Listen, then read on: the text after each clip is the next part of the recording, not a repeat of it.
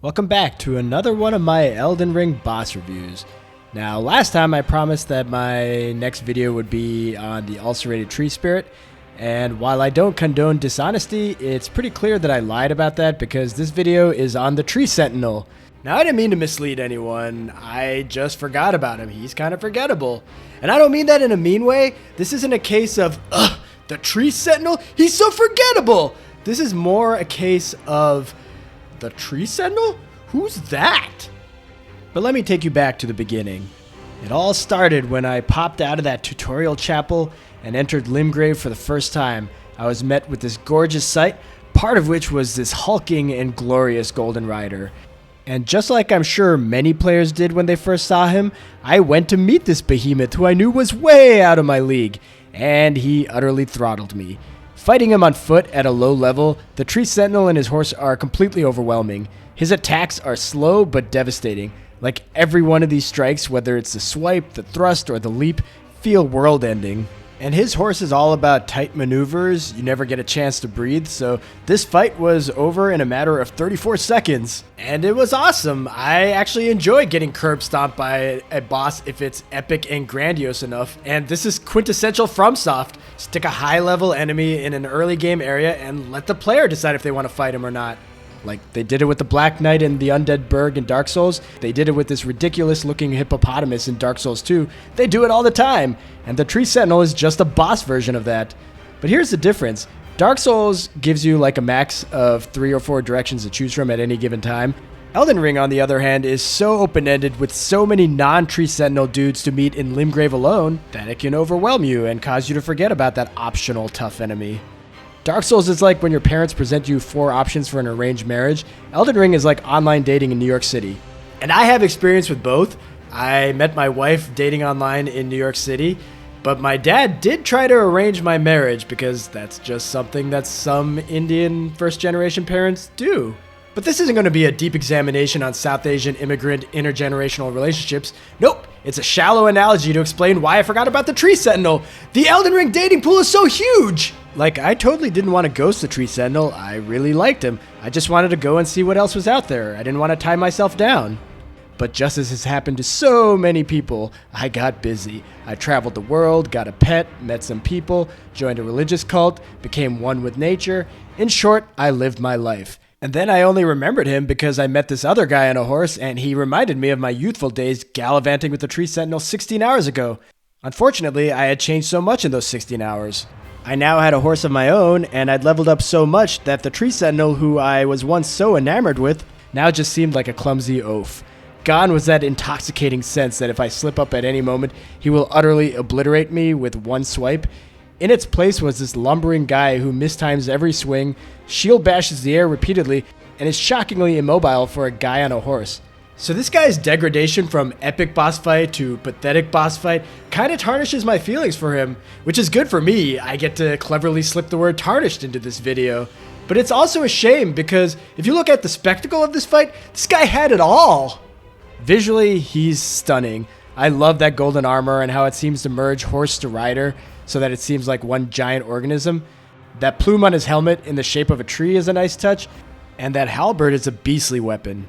The sound design during this boss fight amplifies everything. Like, listen to these attacks. I wish I could sound this amazing when I'm hitting nothing but air. But it all felt so anticlimactic for me in the second fight. Like, he still hits hard, but he only hit me twice on this attempt. And when you combine this with the fact that this guy telegraphs his attacks way too far in advance, how his horse barely moves, and how I had 16 hours worth of leveling up in me, this fight became trivial.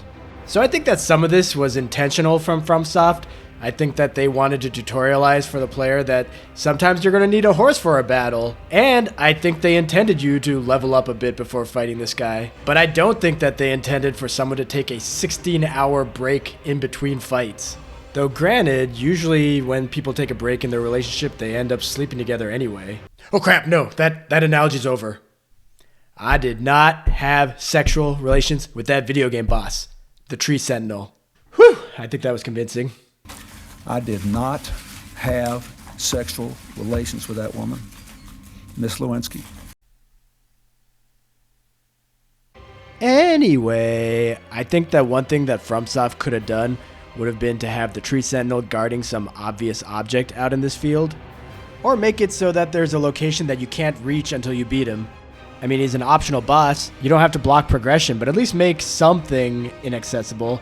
Instead, the fields are devoid of items, and you can just skirt around him to get to the Church of Ella.